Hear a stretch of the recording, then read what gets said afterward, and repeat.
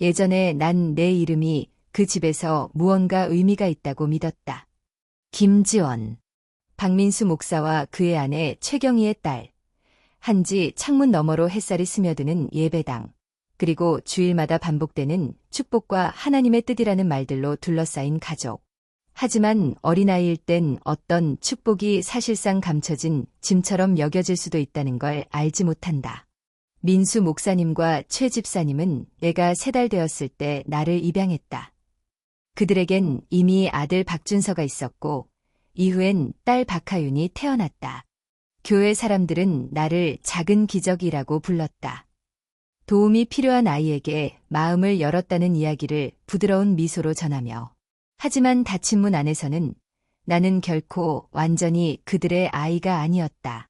그들이 받아들인 책임이었지 반가이 맞이한 존재는 아니었다. 준서는 구름 무늬 벽지로 꾸며진 아기방이 있었고 내 방은 원래 세탁실이던 구석방이었다. 창문도 없고 오래 켜두면 윙잉 소리를 내는 작은 스탠드 조명 하나뿐. 하윤의 침대보는 커튼과 같은 핑크 꽃무늬로 세련되게 맞춰져 있었지만 나는 기부센터에서 누군가 두고 간 바랜담요 하나가 전부였다. 나는 아무 말도 하지 않았다. 감사는 기본으로 여겨졌고 나는 그 감사를 보이는데 능숙했다. 교회 사람들은 박 목사네 가족을 사랑했다. 민수 목사님의 설교는 항상 잘 다듬어져 있었고 최 집사님의 반찬 모임은 항상 호평받았다.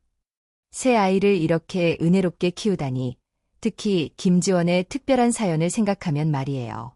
나는 오랫동안 그 말이 무슨 뜻인지 몰랐다. 아마 내가 특별하다는 뜻일 거라고 생각했다. 지금은 안다. 그건 아무도 입 밖에 내지 않는 흠이 있다는 뜻이었다.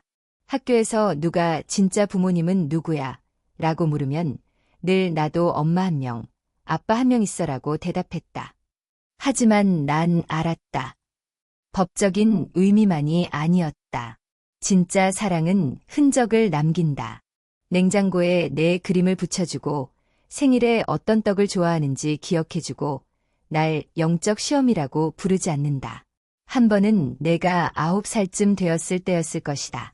민수 목사님이 서재에서 큰 소리로 기도하는 걸 들었다. 주님, 저에게 주신 이 책임을 감당하게 하소서. 인내심을 더하시고 왜 이 아이를 우리에게 보내셨는지 기억나게 하소서. 나는 복도에서 보이지 않게 서 있었다. 그가 나에게 식판을 치우라고 해서 들고 있던 빈 쟁반을 안고 그 순간 문득 나는 아이인가 아니면 과제인가 하는 생각이 들었다. 집안에는 내 사진이 거의 없었다. 최 집사님은 준서의 야구 경기 사진, 하윤의 무용 발표회, 심지어 반려동물까지 액자로 장식해 놓았다. 내 사진은 한 번 서랍 속 오래된 보험증서 뒤에 끼워져 있는 걸 우연히 발견했다. 웃지도 않았다. 누군가 웃어라고 했을 때 억지로 지은 얼굴 같았다. 그게 내 자리였다.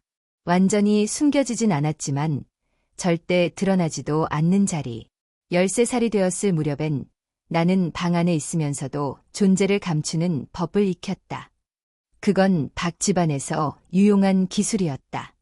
존재가 조건부였기 때문에 성적, 상장, 순종, 그리고 무엇보다 침묵. 준서는 나보다 1살 어렸지만 방에는 리트라고 트로피와 여름 수학 캠프에서 받은 상장이 가득했다. 하윤은 3살 어렸고 무용대회 메달과 리본, 이름이 새겨진 유리 상패가 진열된 작은 케이스까지 있었다. 박하윤 양, 제4회 미스 그레이스 카운티. 2사람의 방문엔 이름이 새겨진 나무 간판이 붙어 있었다. 내 문 앞에는 언젠가 세탁실 시절 붙었던 메모지 하나. 문 3개 닫지 마시오. 내 방에서는 아직도 희미하게 락스 냄새가 났다. 다른 방들처럼 초인종 소리도 없었다. 토요일 아침 햇살이 은은히 비치는 그런 순간도 없었다. 구석바닥엔 녹슨 배수구가 있었고 비가 오는 나랜 위에서 물이 흘러내리는 소리가 들렸다. 그 소리에 익숙해졌다. 위층에서 들리는 웃음소리보단 낫기 때문이었다. 박하윤이 16살이 되던 해 최경희 집사님은 정원을 예쁘게 꾸며 한정식 스타일의 생일 브런치를 열었다. 색색의 천 리본과 교회 청년부에서 온 현악 사중주단, 그리고 손으로 조각한 작은 하만의 이름이 정성스럽게 새겨진 은목걸이까지 준비되어 있었다. 똑같은 선물은 2해 전 박준서에게도 주어졌었다. 그 해 나는 성경책을 받았다. 다른 사람의 밑줄과 글씨가 가득한 종이 기퉁이가 접힌 중고 성경. 안쪽 커버엔 최 집사님의 글씨가 있었다. 훈육은 인격을 만든다. 우리는 그리스도 안에서 너를 사랑한다. 무엇이 위로가 되어야 하는지 알 수 없었다. 내 생일을 아무도 잊지 않았다. 단지 기념하지 않았을 뿐. 저녁 식사 시간엔 박 목사님이 이렇게 말했다. 지원자매가 올 한 해 잘 지낸 것에 감사드리며 주님을 계속 잘 섬기도록 기도합시다. 그리고 모두 침묵 속에서 식사를 시작했다. 나는 늘 이상하게 느꼈다. 기도가 케이크를 대신할 수 있다는 것이. 15살쯤 나는 스스로 생일떡을 만들었다. 교회 소식지에서 찢어낸 레시피를 따라 바닐라 카스테라에 아몬드 글레이즈를 얹어 구웠다. 하루 종일 조용함과 카드나 촛불 하나 없는 분위기를 모르는 척하며 기다렸다. 성냥에 불을 붙이고 조용히 혼자 생일 노래를 불렀다. 노래가 절반쯤 되었을 때 하윤이 방에 들어오더니 웃으며 말했다. 언니 진짜 이상해. 그날 밤 설거지를 하다가 최 집사님이 통화하는 소리를 들었다. 원래는 우리 아이가 아니었지. 근데 아마 하나님이 우리한테 인내심을 배우라고 주신 것 같아. 그 말 뒤 조용히 흘러나온 웃음. 비웃음은 아니었다. 그냥 덤덤한 웃음. 나는 울지 않았다. 대신 성경책의 안쪽에 내 이름을 썼다. 흘림체가 아닌 딱딱한 네모 글씨로. 마치 나는 여기 있다고 말하는 것처럼. 교회에서는 나를 인내심 있는 아이라고 불렀다. 그 말의 진짜 뜻은 말대꾸하지 않는다였다. 우리 집 옆에는 이숙자 할머니가 살고 계셨다. 젊은 시절에 남편을 잃고 자녀 없이 혼자 지내는 은퇴한 간호사였다. 교회 사람들은 바지 입고 제 할마라는 노인에게 쓰는 그 특유의 얕은 존칭으로 숙자 권사님이라고 불렀지만 나에게 그분은 전혀 다른 의미였다. 느긋한 시간이었다. 처음 그분을 본 건 10살쯤 되었을 때 담 너머로 약과가 담긴 접시를 들고 새 좋아하니? 라고 물으셨다. 나는 좋긴 했지만 잘 몰랐다. 그래서 숙자 할머니가 가르쳐 주셨다. 이름, 습성, 철새의 이동 경로까지, 오크나무에 걸린 여러 모이통들, 그리고 뒷마당에 놓인 흔들의자. 작은 새들이 날아오고 떠나는 걸 보기 딱 좋은 자리에 있었다. 학교에서 돌아오면 박 목사님은 교회 사무실에, 최 집사님은 바자회 준비에 바쁠 때 나는 가끔 숙자 할머니와 함께 앉아 있었다. 그분은 학교 어땠니? 나 오늘 기도했니? 같은 질문은 하지 않으셨다. 대신 쉬는 시간 하늘 색깔이 어땠니? 오늘 예상 못한 걸 배웠니? 같은 질문을 하셨다. 봄 어느 날 함께 토마토 모종을 옮겨 심을 때였다. 흙으로 손은 엉망이었고 머리는 이마에 붙어 땀에 젖어 있었다. 그분은 나를 한참 바라보더니 이렇게 말했다. 있잖아, 지원아. 아무도 보지 않아도 피어나는 꽃이 있어. 그게 덜 진짜라는 뜻은 아니야. 그분은 내 사진을 처음으로 액자에 담아준 사람이었다. 나는 사진 찍힌 줄도 몰랐다. 그녀의 텃밭에서 딸기를 훔쳐가는 다람쥐를 보고 웃고 있을 때 일회용 카메라로 찍은 사진이었다. 작은 나무 액자에 실로 묶여 있었고 뒤에는 이렇게 적혀 있었다. 사람들이 보는 것보다 넌 더 많은 존재야. 나는 그 액자를 베개 밑에 숨겼다. 밤마다 조용히 꺼내 안았다. 성경 말씀, 준서, 착한 아이 기준으로 끊임없이 비교되는 세상에서 숙자 할머니는 나를 비교하지 않았다. 그저 나를 봐주었다. 한 번은 숙자 할머니가 이런 말씀을 하셨다. 하나님이 우리 옆집에 사시는지는 모르겠지만 오후 시간을 보내기엔 이 마루가 더 좋을 거라고 생각해. 나는 그 말을 믿었다. 내가 28이 되었을 무렵 부재와 평화롭게 지내는 법을 배웠다고 생각했다. 적어도 그렇게 믿고 있었다. 경기도 양평에서 2마을 떨어진 곳에 조용한 빌라를 얻었고 구립 도서관에서 일하며 내 세상을 잡고 예측 가능하게 유지했다. 그해 추석이 11월 말로 늦춰졌었다. 거리에 남은 낙엽은 거의 색을 잃었고 바람은 겉옷을 꼭 여미게 하는 싸늘함을 머금고 있었다. 원래는 아무것도 특별히 할 생각이 없었다. 하지만 숙자 할머니가 전화를 하셨다. 올해는 내가 한번 차려보는 게 어때? 그 사람들 초대해. 이번엔 내가 상을 꾸려봐. 나는 웃으며 말했다. 그 사람들, 지난 5년간 내가 초대한 자리에 한 번도 온 적 없어. 숙자 할머니는 조용히 답했다. 그래도 너는 해본 거잖아. 그 자체로 의미 있어. 그래서 나는 차렸다. 중고가게에서 산 도자기 접시들, 삼각형으로 정성껏 접은 보자기 냅킨, 직접 만든 유자청 소스, 창문에는 조명이 달린 조화, 작년에 숙자 할머니가 주신 호박향초도 피웠다. 초대장은 3주 전에 보냈다. 최경희 집사님은 단 한 줄로 답장을 보냈다. 그날은 준서랑 하윤이와 함께 집에서 보낼 예정입니다. 하윤은 아무런 응답이 없었다. 박 목사님은 아마도 최 집사님이 시키는 대로 했을 것이다. 그래도 나는 계속 차렸다. 삼계탕을 굽듯 정성 들여 불고기를 재우고 허브로 간을 한 반찬들, 송편은 깨끗한 보자기에 감싸두었다. 식탁엔 6개의 의자를 두었다. 그들을 위한 자리 셋, 숙자 할머니, 그리고 나. 시계가 오후 2시를 넘었고 3시가 되자 음식은 점점 식어갔다. 숙자 할머니에게서 문자가 왔다. 병원 진료가 좀 늦어졌다고. 큰 일은 아니지만 시간이 걸릴 것 같다고 하셨다. 나는 핸드폰을 한참 동안 바라보았다. 누군가의 사과나 핑계라도 오기를 기다리며. 하지만 아무것도 오지 않았다. 4시 15분, 나는 혼자 자리에 앉았다. 마치 누군가 지켜보고 있는 것처럼 접시에 음식을 담았다. 불고기, 감자전, 유자청, 송편 2개. 그 음식은 박 목사님의 자리에 놓았고 내 자리도 채웠다. 나는 울지 않았다. 분노하지도 않았다. 그저 천천히 아무런 맛도 느껴지지 않는 음식을 씹었다.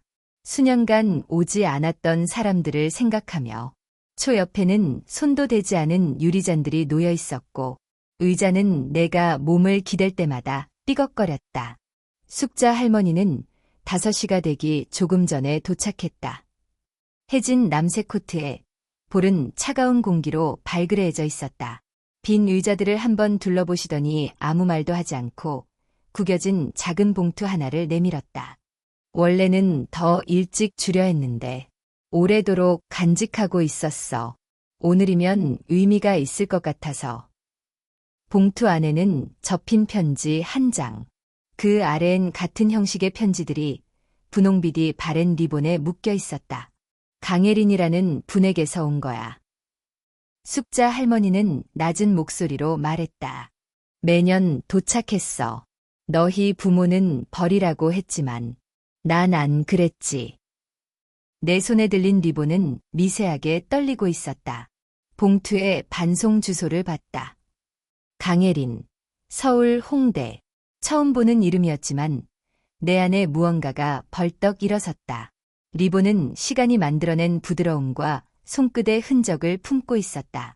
나는 조심스럽게 매듭을 풀었다. 마치 너무 세게 당기면 그 모든 것들이 사라져버릴 것처럼. 맨 위의 편지는 가장자리가 조금 누렇게 발해 있었다. 필체는 단정하고 기울고 또렷했다. 그리고 내가 한 번도 직접 들어본 적 없는 이름으로 시작되었다. 지원아, 이 편지가 너에게 닿을 수 있을지 모르겠지만 나는 매년 써. 혹시라도 누군가 어딘가에서 내게 전달해 줄지도 몰라서. 편지의 날짜는 내가 16살이던 생일. 반송 주소는 숙자 할머니가 속삭였던 이름과 같았다. 강혜린. 낯선 이름. 그러나 점점 낯설지 않은 존재. 하지만 편지 한 줄, 한 문장씩 읽어 내려갈수록 그 목소리는 내가 비어있는 줄도 몰랐던 마음속 곳곳에 뿌리를 내렸다. 넌 라일락 무늬 벽지가 있는 방에서 아침 햇살 속에 태어났단다. 울음도 조용했어.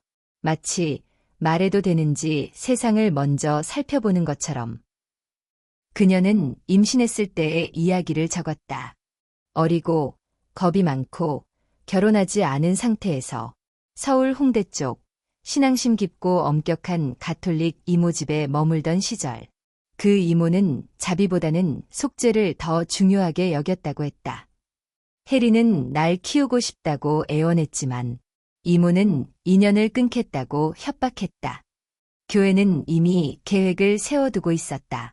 좋은 집안, 신앙 깊은 사람들이 잘 길러줄 거라며 그들은 편지나 사진도 받을 수 있을 거라 말했지만 곧바로 침묵이 시작되었다. 그래도 난 매년 내 생일마다 편지를 썼어. 혹시라도 하나쯤은 내게 닿기를 바라는 마음으로. 나는 다음 편지를 읽었고 그 다음도 편지 하나하나가 내가 전혀 몰랐던 누군가의 기억 속라에 3~1년치를 쌓아 올렸다. 내가 10살이 되었을 땐 책을 좋아하길 바란다는 문장이 있었다. 15살이 되었을 땐 아직도 내가 나처럼 짙은 머리를 가졌다고 상상한다고 했다. 21살이 되었을 땐 가끔 놀이터 울타리 밖에 서서 아이들 웃음소리를 들으며 너를 떠올린다고 적혀 있었다. 6번째 편지를 읽을 즈음엔 더 이상 눈물을 닦지 않았다. 조용히 그냥 흘리게 뒀다. 총 14통. 마지막 편지는 3년 전 날짜였다. 혹시 내가 이 편지를 절대 읽지 않더라도 이해할게. 하지만 넌 알아줬으면 해. 나는 단 한 번도 너의 엄마인 걸 멈춘 적이 없어. 마음속에선 항상 그랬단다. 단지 그걸 목소리로 말하게 허락되지 않았을 뿐이야. 숙자 할머니는 내 맞은편에 앉아 두 손을 깍지 낀 채 조용히 앉아 계셨다. 내가 태어난 날 그 사람들이 우리 집에 찾아왔어. 조용한 동네에서 딸아이를 키우고 싶다더라. 그땐 잘 몰랐지만 시간이 지나면서 모든 걸 알게 됐지. 그리고 그들이 내게 편지를 불태워 달라고 부탁했을 때 말을 멈추셨다. 못하겠더라. 나는 다시 편지 봉투를 바라봤다. 그 필체, 그 이름, 그리고 내가 평생 원할 줄조차 몰랐던 진실. 찾아야겠어요. 내 목소리는 떨리지 않았다. 분명하고 단단했다.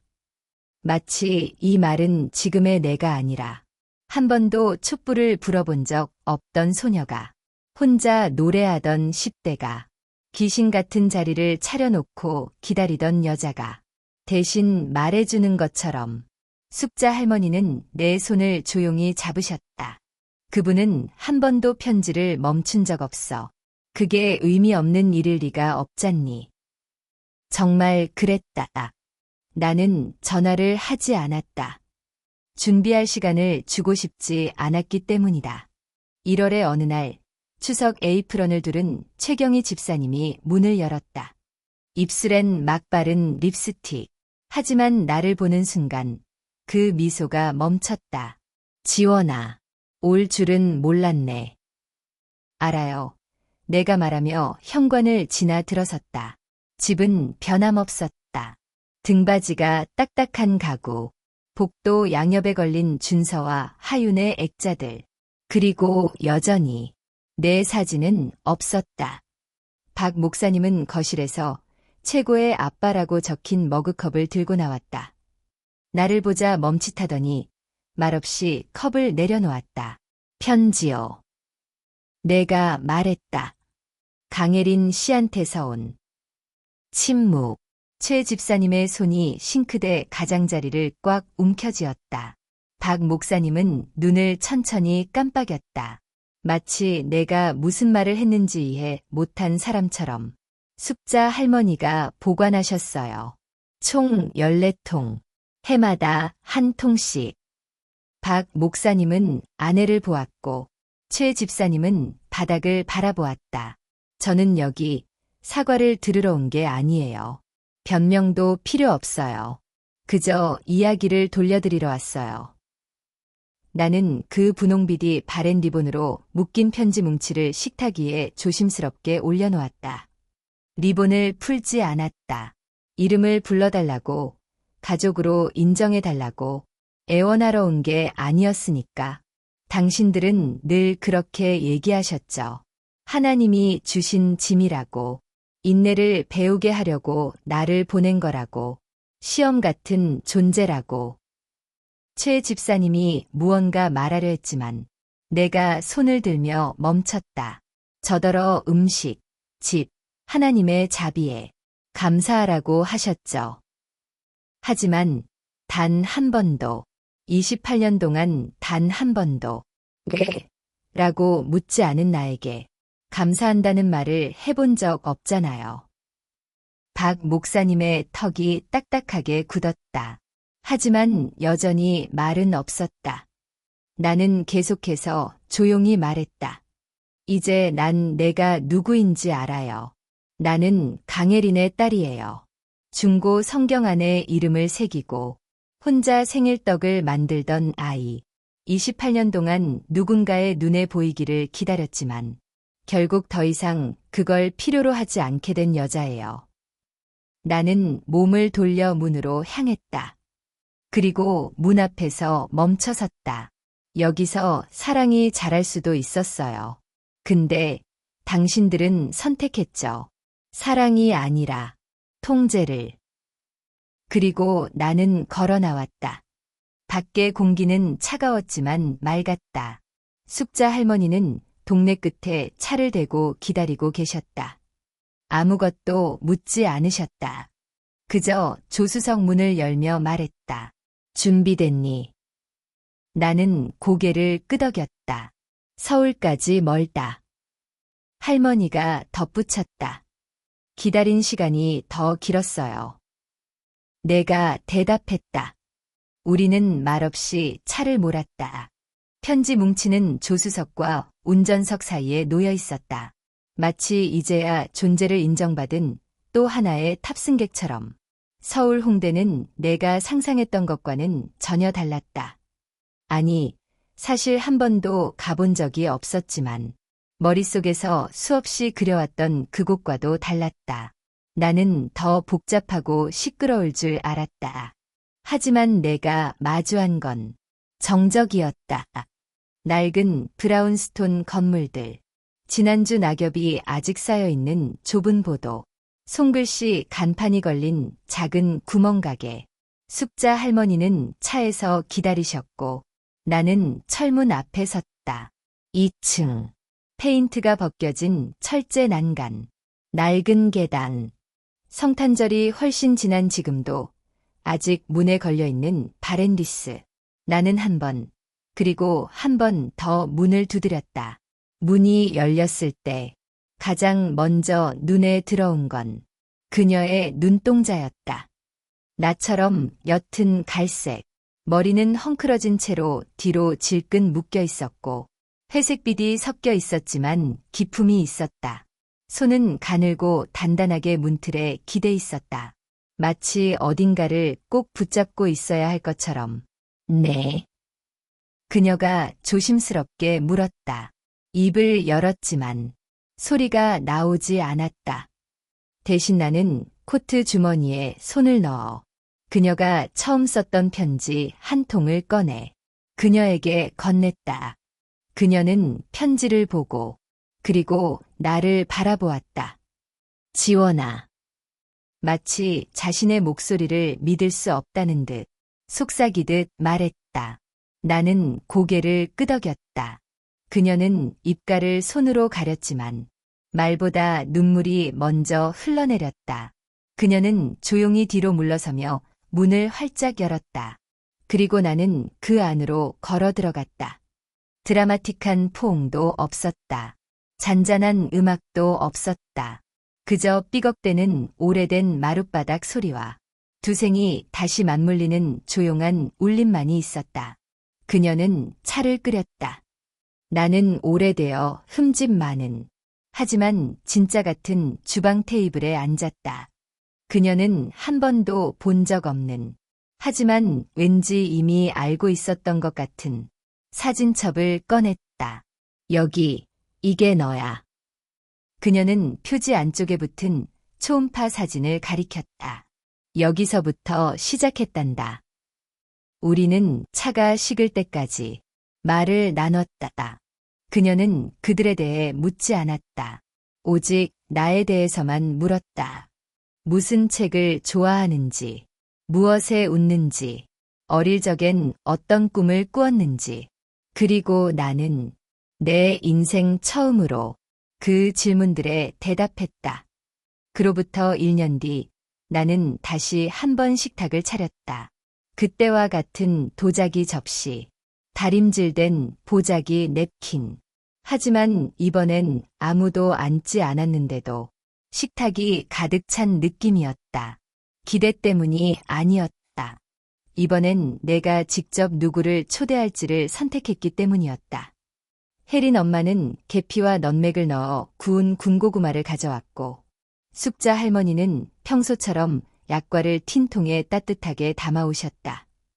같은 건물에 사는 이웃 아주머니는 집에서 구운 송편을 들고 오셨고, 그 뒤를 따라온 그녀의 어린 아들은 학교에서 만든 색종이 칠면조를 손에 들고 있었다. 우리는 정장을 입지 않았다. 성경 말씀을 낭독하지도 않았다. 강요된 기도도 없었다.